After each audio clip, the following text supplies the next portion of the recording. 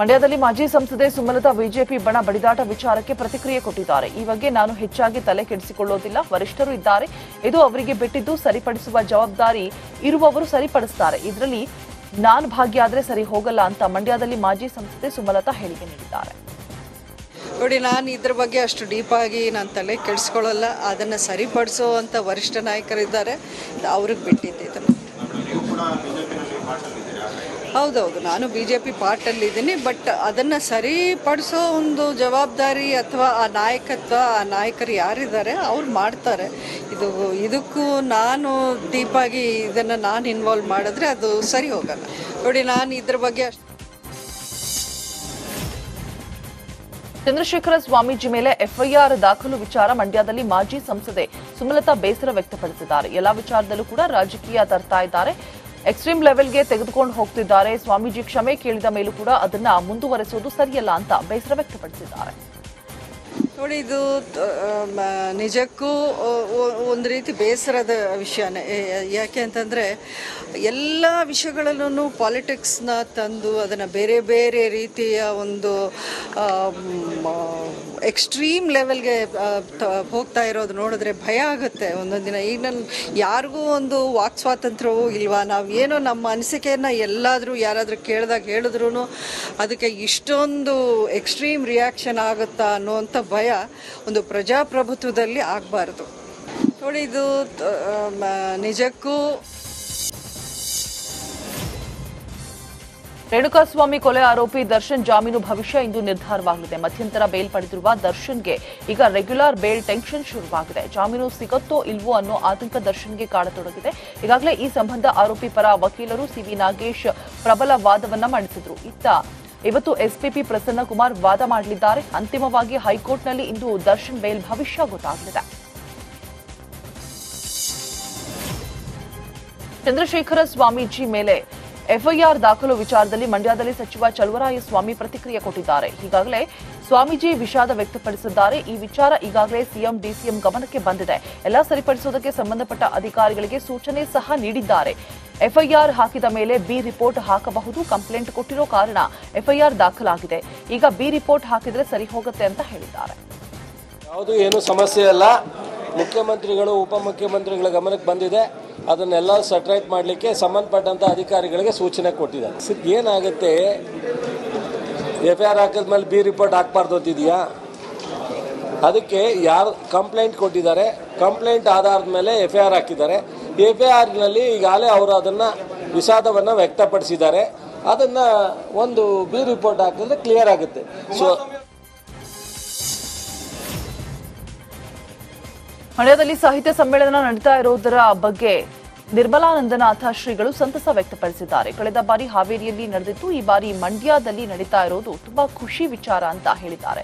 ಇನ್ನು ಸಮ್ಮೇಳನವನ್ನ ಯಶಸ್ವಿಯಾಗಿ ಮಾಡೋದಕ್ಕೆ ಕೃಷಿ ಸಚಿವ ಚಲುವರಾಯಸ್ವಾಮಿ 28 ಸಮಿತಿಗಳನ್ನ ರಚನೆ ಮಾಡಿದ್ದಾರೆ. ಈ ಸಮ್ಮೇಳನಕ್ಕೆ ನಾಡಿನ ಎಲ್ಲಾ ಜನರು ಬರಬೇಕು. ಕನ್ನಡ ನಿಘಂಟು ಬರೆದ ಕಿಟಲ್ ಕುಟುಂಬಸ್ಥರು ಸಹ ಬರ್ತಾರೆ. ಭುವನೇಶ್ವರಿಗೆ ಗೌರವ ಸಲ್ಲಿಸಲು ಎಲ್ಲರೂ ಮುಂದಾಗಬೇಕು ಅಂತ ಹೇಳಿದ್ದಾರೆ. ವರ್ಷ ನಮ್ಮ ಮಂಡ್ಯ ಜಿಲ್ಲೆಯಲ್ಲಿ ಆಗ್ತಾ ಇರ್ತಕ್ಕಂಥದ್ದು ಬಹಳ ಸಂತೋಷವಾಗಿರ್ತಕ್ಕಂಥ ವಿಚಾರ.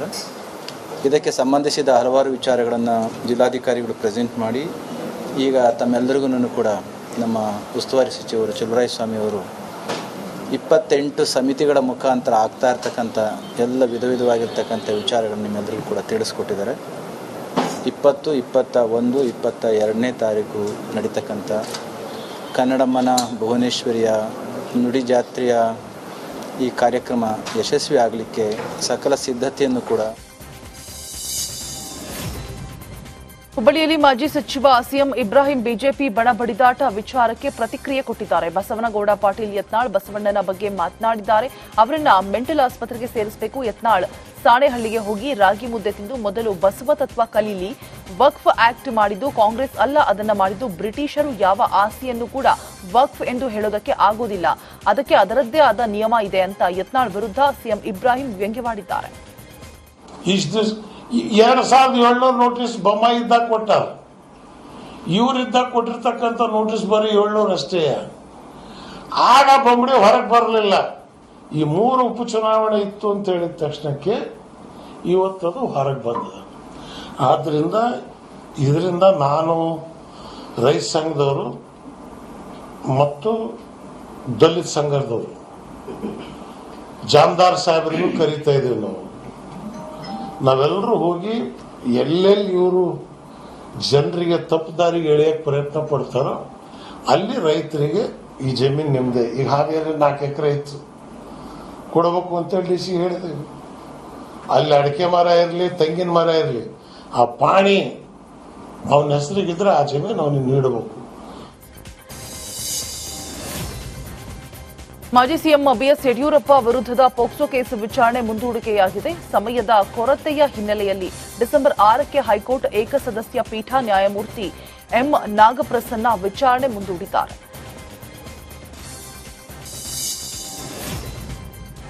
ಮಂಡ್ಯದಲ್ಲಿ ಮಾಜಿ ಸಂಸದೆ ಸುಮಲತಾ ಬಿಜೆಪಿ ಬಣ ಬಡಿದಾಟ ವಿಚಾರಕ್ಕೆ ಪ್ರತಿಕ್ರಿಯೆ ಕೊಟ್ಟಿದ್ದಾರೆ. ಈ ಬಗ್ಗೆ ನಾನು ಹೆಚ್ಚಾಗಿ ತಲೆ ಕೆಡಿಸಿಕೊಳ್ಳೋದಿಲ್ಲ, ವರಿಷ್ಠರು ಇದ್ದಾರೆ, ಇದು ಅವರಿಗೆ ಬಿಟ್ಟಿದ್ದು, ಸರಿಪಡಿಸುವ ಜವಾಬ್ದಾರಿ ಇರುವವರು ಸರಿಪಡಿಸುತ್ತಾರೆ, ಇದರಲ್ಲಿ ನಾನು ಭಾಗಿಯಾದ್ರೆ ಸರಿ ಹೋಗಲ್ಲ ಅಂತ ಮಂಡ್ಯದಲ್ಲಿ ಮಾಜಿ ಸಂಸದೆ ಸುಮಲತಾ ಹೇಳಿಕೆ ನೀಡಿದ್ದಾರೆ. ನೋಡಿ, ನಾನು ಇದ್ರ ಬಗ್ಗೆ ಅಷ್ಟು ಡೀಪಾಗಿ ನಾನು ತಲೆ ಕೆಡಿಸ್ಕೊಳ್ಳಲ್ಲ. ಅದನ್ನು ಸರಿಪಡಿಸೋವಂಥ ವರಿಷ್ಠ ನಾಯಕರಿದ್ದಾರೆ, ಅವ್ರಿಗೆ ಬಿಟ್ಟಿದ್ದೆ ಇದನ್ನು.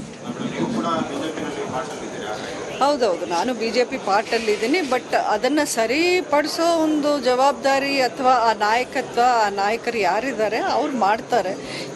ಇದಕ್ಕೂ ನಾನು ಡೀಪಾಗಿ ಇದನ್ನು ನಾನು ಇನ್ವಾಲ್ವ್ ಮಾಡಿದ್ರೆ ಅದು ಸರಿ ಹೋಗಲ್ಲ. ನೋಡಿ, ನಾನು ಇದ್ರ ಬಗ್ಗೆ ಚಂದ್ರಶೇಖರ ಸ್ವಾಮೀಜಿ ಮೇಲೆ FIR ದಾಖಲು ವಿಚಾರ ಮಂಡ್ಯದಲ್ಲಿ ಮಾಜಿ ಸಂಸದೆ ಸುಮಲತಾ ಬೇಸರ ವ್ಯಕ್ತಪಡಿಸಿದ್ದಾರೆ. ಎಲ್ಲಾ ವಿಚಾರದಲ್ಲೂ ಕೂಡ ರಾಜಕೀಯ ತರ್ತಾ ಇದ್ದಾರೆ, ಎಕ್ಸ್ಟ್ರೀಮ್ ಲೆವೆಲ್ಗೆ ತೆಗೆದುಕೊಂಡು ಹೋಗ್ತಿದ್ದಾರೆ. ಸ್ವಾಮೀಜಿ ಕ್ಷಮೆ ಕೇಳಿದ ಮೇಲೂ ಕೂಡ ಅದನ್ನ ಮುಂದುವರೆಸೋದು ಸರಿಯಲ್ಲ ಅಂತ ಬೇಸರ ವ್ಯಕ್ತಪಡಿಸಿದ್ದಾರೆ.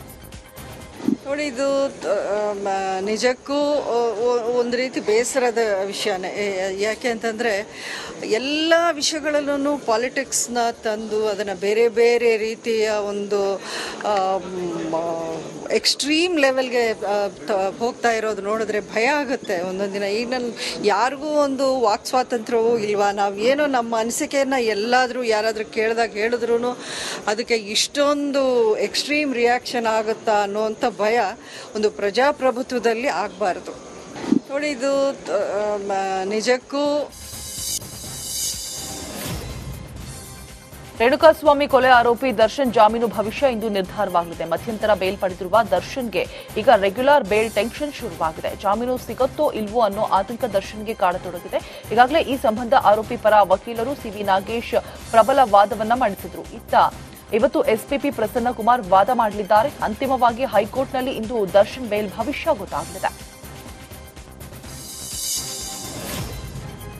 ಚಂದ್ರಶೇಖರ ಸ್ವಾಮೀಜಿ ಮೇಲೆ FIR ದಾಖಲು ವಿಚಾರದಲ್ಲಿ ಮಂಡ್ಯದಲ್ಲಿ ಸಚಿವ ಚಲುವರಾಯಸ್ವಾಮಿ ಪ್ರತಿಕ್ರಿಯೆ ಕೊಟ್ಟಿದ್ದಾರೆ. ಈಗಾಗಲೇ ಸ್ವಾಮೀಜಿ ವಿಷಾದ ವ್ಯಕ್ತಪಡಿಸಿದ್ದಾರೆ. ಈ ವಿಚಾರ ಈಗಾಗಲೇ CM DCM ಗಮನಕ್ಕೆ ಬಂದಿದೆ.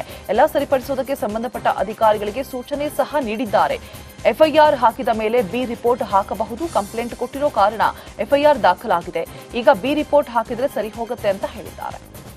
ಯಾವುದು ಏನು ಸಮಸ್ಯೆ ಇಲ್ಲ, ಮುಖ್ಯಮಂತ್ರಿಗಳು ಉಪಮುಖ್ಯಮಂತ್ರಿಗಳ ಗಮನಕ್ಕೆ ಬಂದಿದೆ, ಅದನ್ನೆಲ್ಲ ಸೆಟ್ರೈಟ್ ಮಾಡಲಿಕ್ಕೆ ಸಂಬಂಧಪಟ್ಟಂಥ ಅಧಿಕಾರಿಗಳಿಗೆ ಸೂಚನೆ ಕೊಟ್ಟಿದ್ದಾರೆ. ಏನಾಗುತ್ತೆ, FIR ಹಾಕಿದ್ಮೇಲೆ B ರಿಪೋರ್ಟ್ ಹಾಕ್ಬಾರ್ದು